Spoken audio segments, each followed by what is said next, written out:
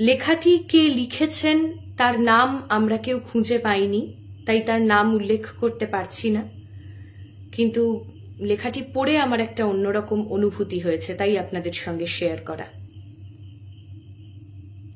লেখাটির নাম এ এক অন্য চিতা। আমি পুরুষ, আমি ধর্ষক নই, আমি ধর্ষিতার পিতা।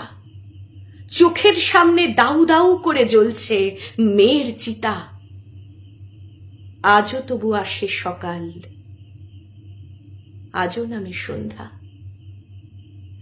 এখন ভাবি ভালোই হতো যদি স্ত্রী হতো মোর বন্ধা। ভাই আমিও পুরুষ, ধর্ষক নই, ওই ধর্ষকটার পিতা। যদি জন্মমাত্র জ্বালিয়ে দিতাম এমন ছেলের চিতা, তবে কাঁদত না কোনো ধর্ষণ হওয়া নির্যাতিতার পিতা। সেদিন যদি দিতাম আগুন ভাবি ধর্ষকটার চিতায়, আজ জ্বলত না আগুন কোনো ধর্ষিতার চিতায়।